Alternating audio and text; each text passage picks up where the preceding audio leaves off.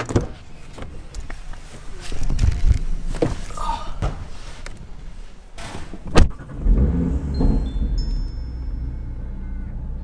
what's going on, guys? Welcome to another vlog in the RS3 today. What is the plan today? I'm actually heading over to Mitch at Sydney Premium Detailing to get the car detailed. But before that, as I'm kind of going there, I just want to talk about, I guess, the past, what's been like 3-4 days of owning this car over the weekend. I've been driving around about 600 kilometers already. Just watching the previous video again, I just realized that I didn't really kind of made it obvious that I really do like the car. Just to kind of recap the summary, I love the car, love the power, I love the sound, I love the exterior looks, and I love how it improved from the previous one.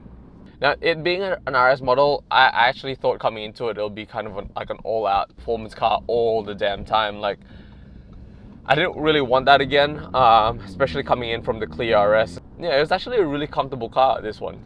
Don't get me wrong, the suspension isn't like soft and boaty.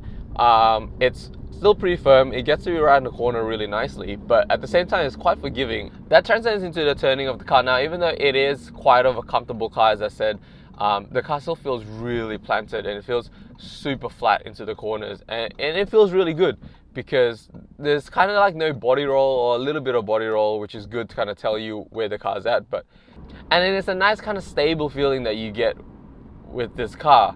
And at the same time, what I said in the previous video that made it different from the older RS3 is that the car can actually be lively. The car can actually be pretty playful. Turn the traction control off, go into all pack, go into a nice set of roads, and you get quite a bit of like lift off overset sometimes. I don't know, the back just seems a little bit more lively, and it's a fun thing to do. Now, the brakes on these cars are 8 pots. I've never had 8 pots before. I don't ever think I had 6 pot before. I'm kind of just jumped from 4 to 8. I thought it would be 2 things. 1, really expensive to replace the pads, which it is. And 2, I thought like the pedals would be a bit sensitive. You know, one of those cars when you change it into like a track or bigger brake setup, it becomes like quite sensitive and touchy. This one isn't. I kind of, you know, I in my head I thought it would be like, oh, I go into the car and have to get used to the pedals, like the ratio and all that kind of stuff. This one wasn't. It was just very natural. It's very intuitive, and you kind of get used to it like straight away. You're able to kind of drive comfortably at the same time. If you want to stop really quickly, you know how to do that. I just gotta keep saying how much I love this color too. This Ara blue, I actually didn't think it would look like this in person. It looks so different from photos on the monitor, on the screen, or anything like that. Whatever I produce in video and then show it to you guys, it looks a lot different. This looks so much nicer in the sun, in the broad daylight, definitely in the flesh.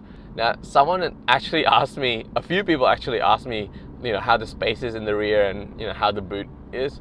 I didn't really cover that because, I don't know, it's just, we were talking about how the car drives really. I didn't really think that was quite important, but go up by itself. No automatic, nothing like that, but still pretty good. As you can see, the space is not bad. I mean, I can fit most of my stuff here, all my rigs and my camera bag, and still have room maybe for my suitcase here, and a tripod. So quite a bit of a space, as you can see, height wise. Not as good as a hatchback, but it will definitely do. All right, this is inside the, I guess, rear seats. I'm sitting behind my own kind of sitting position, and it's not that bad. So height wise, what is that? Maybe about 3 centimeters above your head, and you'll kind of hit the top. I'm about 175, and I mean, it's comfortable, and I don't have to slouch down, but if you're a bit taller than me, you might have to kind of slouch down a bit. Seats wise, at the back, it's actually really comfortable. It's not just kind of like a bench kind of seat feel. You're almost halfway into kind of making each seat individual seats, apart from the middle seat. So it's pretty good, and you still get the details in the quilted leather like the front as well. As an idea, legroom behind my own seating position at the front is quite ample amount of space, really. You can't complain. It's not massively sedan, but it's really a lot of space. So obviously the sound is the most addictive thing in the world, right? I've never had a 5-cylinder before. I've actually never had a car that's, I guess, sounds awesome. without me doing something to it to make it sound awesome. I mean, like, I don't know if you can hear that, but oh, the downshift is just even better.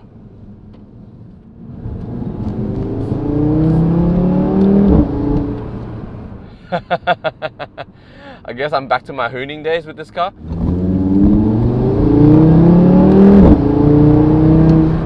I really hope it comes out on this microphone.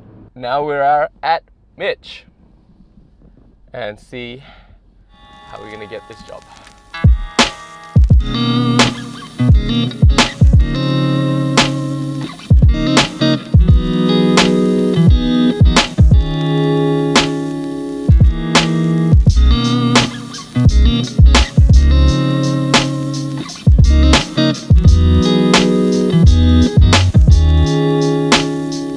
Alright, so we just got the car washed and clay barred as well. It's in the studio now, about to get basically most of the work done. Alright, so it's Mitch here from Sydney Premium Detailing.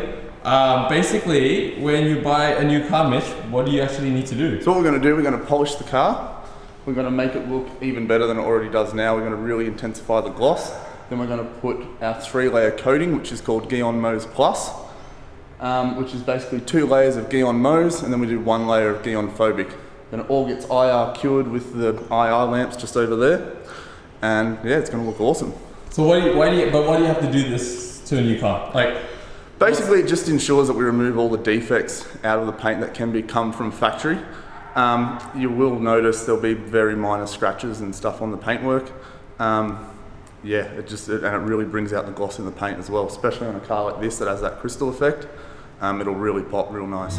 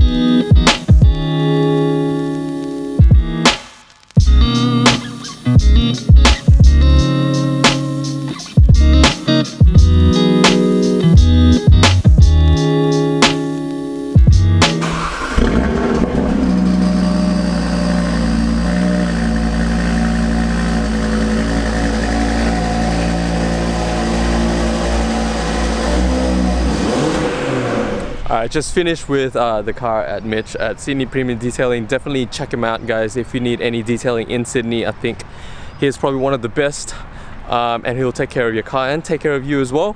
I guess what I got done was just a kind of a complete detail decontamination of the car just from the dealer, and then the Gyeon ceramic coating and all the Gyeon kind of products that he uses.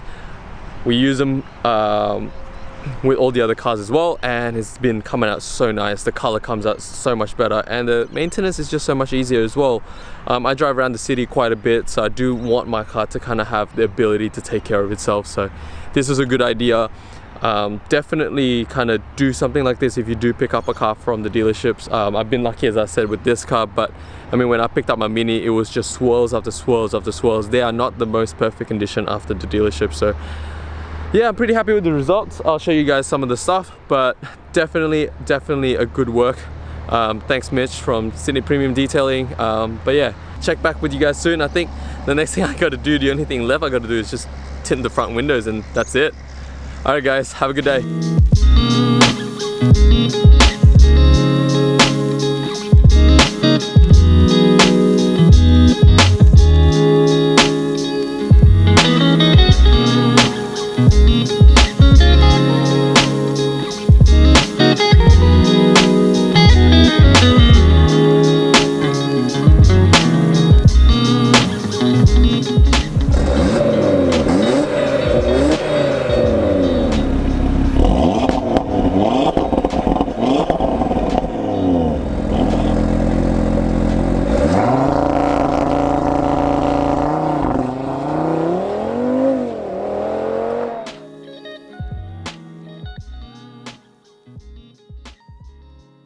You know what's weird is that Audi saved costs by not painting the inside of the car. What the hell is this stuff? Unless this is just my car. Does anyone else's cars like this? This is inside the boot. What is this? Give me some carpet or something.